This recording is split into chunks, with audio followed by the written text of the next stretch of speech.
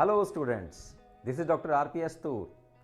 Welcome to the Quest for Maths, your one-stop solution for maths from school to college and competitions.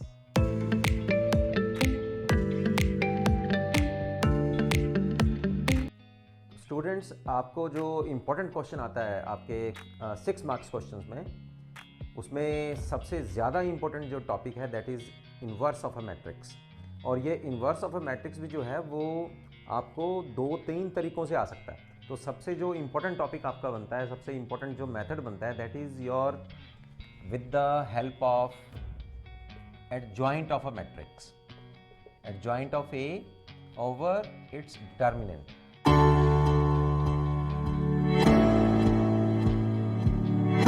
Right तो जैसे हम लोगों ने previous video में cofactors निकालना देखा, कोफैक्टर से ही रिलेटेड है ये आपका एडजॉइंट। तो हम लोग क्वेश्चन शुरू कर लेते हैं कि इन्वर्स आपको निकालना है, और उसी के साथ साथ में आपको फिर मैं प्रीवियस लेक्चर भी जो है वो भी रिपीट हो जाएगा हमारा कि कोफैक्टर्स कैसे निकालते हैं, और उसी के साथ में मैं आपको एडजॉइंट भी बताऊंगा कि एडजॉइंट हम लोगों को कैसे करना है।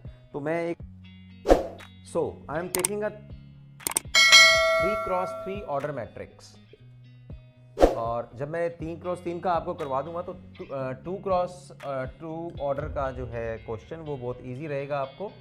तो 3x से हम लोग इसको समझते हैं 1 4 3 1 3 4। तो यहाँ वो आपको कह रहा है कि ए इन्वर्स निकालिए। जब तक आपको वो कोई पर्टिकुलर मेथड ना बोल दे, जैसे कि हम लोग यहाँ इसमें मैं आपको 2 मेथड 3 मेथड बताने वाला हूँ, तो जब तक आपको वो मेथड ना बोले तो आप ये स्टैंडर्ड मेथड ही लीजिए कि आपको जो इन्वर्स निकालना है with the help of adjoint, right. लेकिन पर्टिकुलर और भी हैं, मैं अभी वो नेक्स्ट लेक्चर्स में आपको डिस्कस करूँगा कि हम लोग इन्वर्स ऑफ ए मैट्रिक्स को डिफरेंट अलग तरीके से भी निकाल सकते हैं जिसमें आपको एडजॉइंट निकालने की जरूरत नहीं पड़ेगी, राइट। तो यहाँ सबसे पहले ए इन्वर्स निकालने के लिए आपको एडजॉइंट निकालना है, एडजॉइंट निकालने के लिए आपको कोफैक्टर्स निकालने हैं। तो कोफैक्टर्स फटाफट से हम लोग निकाल देते हैं जैसे कि हम लोगों ने पीछे सीखे हैं। तो A11 का मतलब है फर्स्ट एलिमेंट जो A11 पोजीशन पे है उसका कोफैक्टर हम लोग निकाल रहे हैं। तो -1 पावर 1 + 1, ये खत्म फर्स्ट रो और फर्स्ट कॉलम को, तो यहाँ मल्टीप्लाई करेंगे हम लोग 4 इंटू, चलिए एक मैं आपको पूरा करके बताता हूँ इसमें, 4 3 3 4, राइट। तो यहाँ तो आ गया, ये इवन पोजीशन है तो प्लस है, ठीक है। This is your 7। चलिए अब A12 निकालते हैं। -1 पावर 1 + 2, फर्स्ट रो और सेकंड कॉलम को आपने डिलीट करना है। 4 - 3, और पोजीशन भी ऑड है तो यहाँ आ जाएगा -1। A13 निकाल लेते हैं। -1 पावर 1 + 3, फर्स्ट रो और थर्ड कॉलम को हम लोग डिलीट करेंगे तो 3 - 4 -1, पोजीशन इवन है 1 + 3। A21 निकालते हैं, 2 + 1, सेकेंड रो फर्स्ट कॉलम को डिलीट करेंगे, 12 - 9, तो यहाँ आएगा -3, यहाँ से -1 बनेगा आपका। A22 -1 power 2 + 2, second row second column को डिलीट करेंगे, 4 - 3 1, तो यहाँ आएगा 1। A23 चलते हैं, -1 power 2 + 3, second row third column 3 - 3, this is 0। A31 -1 power 3 + 1, so यहाँ third row first element first column को हम लोग डिलीट कर रहे हैं, 9 - 12, तो -3। A32 third row second column 4 - 3, -1 power 3 + 2, हम लोगों ने थर्ड रो और सेकंड कॉलम को डिलीट किया है तो 3 - 3, दिस इज 0।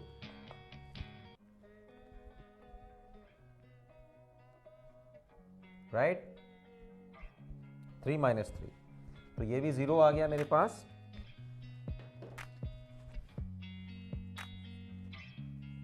लास्टली हम लोग A3 निकालते हैं, A33, 3 + 3 इसकी पोजीशन है, 4 - 3 तो 1, तो यहाँ आया जस्ट +1।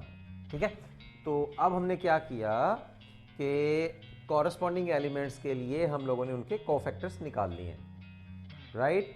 अब हम लोग चलते हैं इनका एडजॉइंट निकालना। अब एडजॉइंट क्या होता है, देखिए जो कोफैक्टर से हम लोग क्या करेंगे, ये जो हम लोगों ने डिफरेंट एलिमेंट्स के कोफैक्टर्स निकाले हैं वो कॉरस्पॉन्डिंग कोफैक्टर्स हम लोग उस एलिमेंट्स की जगह पर भर देते हैं, वहाँ से हमें जो है एडजॉइंट बनेगा मैट्रिक्स का। लेकिन वो होगा क्या, वो ध्यान से देखिए आप। सबसे पहले आपने क्या करना है, A11 पोजीशन पे कोफैक्टर कौन सा है, 7, तो इनके एलिमेंट्स को आप लिख दीजिए।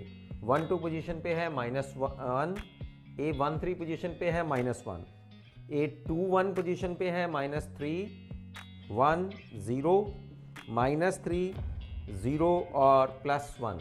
अब आपने क्या करना है, एडजॉइंट निकालने के लिए जो कोफैक्टर से जो मैट्रिक्स बनी है आपने उसका ट्रांसपोज कर देना है। ट्रांसपोज करके जो मैट्रिक्स आएगी that will be your adjoint.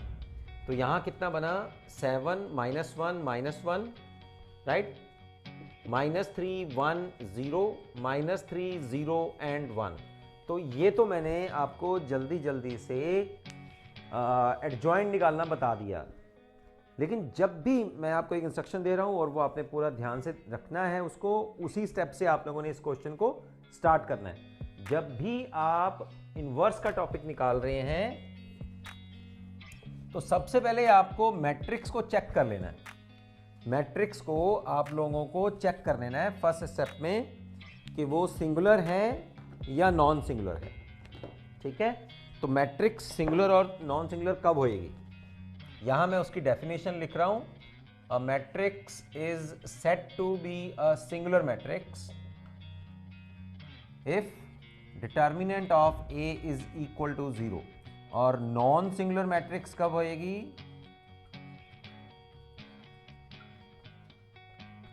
If determinant of the given matrix is not equal to 0। तो जो मैट्रिक्स नॉन सिंगुलर होती है उसके लिए ही इनवर्स एग्जिस्ट करता है, जब मैट्रिक्स नॉन सिंगुलर हो। मेरा कहने का मतलब क्या है कि जो भी मैट्रिक्स आपको गिवन है सबसे पहले उसका डिटर्मिनेंट आपने निकालना है। ये स्टेप हम लोगों ने पहले इसलिए स्किप किया कि मैंने आपको फटाफट से कोफैक्टर्स निकालने बताए और एडजॉइंट निकालना बताया। अब हम लोग चलते हैं इनवर्स वाले टॉपिक पे, क्योंकि मैंने आपको कहा था कि कोफैक्टर्स का हम लोगों ने पिछले वीडियो में किया और आज मैं आपको बताने वाला हूँ एडजॉइंट। तो यहाँ तक हम लोगों ने सीखा कि एडजॉइंट कैसे निकालना है। अब हम लोग सीख रहे हैं कि इनवर्स कैसे निकालना है। तो जैसे मैंने आपको कहा, इनवर्स निकालने के टॉपिक पे आने के लिए आपको सबसे पहले मैट्रिक्स को देख लेना है कि वो उसका डिटर्मिनेंट निकाल के कि वो डिटर्मिनेंट 0 आ रहा है और या नहीं आ रहा। अगर 0 आ रहा है तो इनवर्स एग्जिस्ट नहीं करता, निकालने की जरूरत नहीं है। अगर डिटर्मिनेंट नॉन ज़ीरो है तभी उसका जो इन्वर्स है वो एग्जिस्ट करेगा, क्योंकि डिटर्मिनेंट यहाँ डिनोमिनेटर में है और डिनोमिनेटर 0 नहीं होना चाहिए। तो अब काम करते हैं हम लोग इन्वर्स का, और इन्वर्स निकालने के लिए जैसे मैंने आपको कहा कि पहला टॉपिक जो आएगा, पहला स्टेप जो आएगा, you have to find out the determinant of the matrix. एक और फायदा है, अगर आप डिटर्मिनेंट बाद में भी निकालते हैं तब भी कोई प्रॉब्लम नहीं है, क्योंकि हमारे पास एक फॉर्मूला है। फार्मूला क्या है कि अगर कॉरस्पॉन्डिंग एलिमेंट्स को, जैसे ये है किसी भी रो या किसी भी कॉलम के, जैसे इसके कॉरस्पॉन्डिंग एलिमेंट्स क्या हैं 1 3 3 और इसके कॉरस्पॉन्डिंग कोफैक्टर्स कौन से हैं, 1 का कोफैक्टर है 7, 3 का कोफैक्टर है -1 और 3 का कोफैक्टर है -1। फार्मूला क्या कहता है कि अगर किसी रो या किसी कॉलम के कॉरस्पॉन्डिंग एलिमेंट्स को, चाहे रो वाइज ले लीजिए चाहे कॉलम वाइज ले लीजिए, कॉरस्पॉन्डिंग कोफैक्टर से अगर हम लोग मल्टीप्लाई कर दें that is equal to determinant. वो भी मैं यहाँ फार्मूला लिख देता हूँ कि अगर हम लोगों ने डिटर्मिनेंट निकालना है तो आप लोगों को क्या करना है, A11 A11 A12 A12 plus A13 A13, यानी कि एलिमेंट को कॉरस्पॉन्डिंग कोफैक्टर से मल्टीप्लाई कर दीजिए, आपका आंसर आ जाएगा डिटर्मिनेंट का। और दूसरा तरीका क्या है, क्योंकि अगर आप कोफैक्टर्स निकालने के बाद डिटर्मिनेंट निकाल रहे हैं तो उसमें ये एक फ़र्क पड़ सकता है कि आपको टाइम ज़्यादा लग जाएगा, हो सकता है कि डिटर्मिनेंट जीरो ही आ जाए। तो मैं वही कहने वाला हूँ आपको, अगर तो एडजॉइंट निकालने का अलग से क्वेश्चन आता है कि एडजॉइंट ही निकालो, तो आपको डिटर्मिनेंट निकालने की जरूरत नहीं है, सिर्फ एडजॉइंट ही निकालना है, ठीक है। और अगर इनवर्स का टॉपिक आता है तो आपको सबसे पहले डिटर्मिनेंट निकालना पड़ेगा, और डिटर्मिनेंट निकालने का तरीका क्या है, उसी तरह से या रो वाइज चल लीजिए या आपको कॉलम वाइज चल लेना है।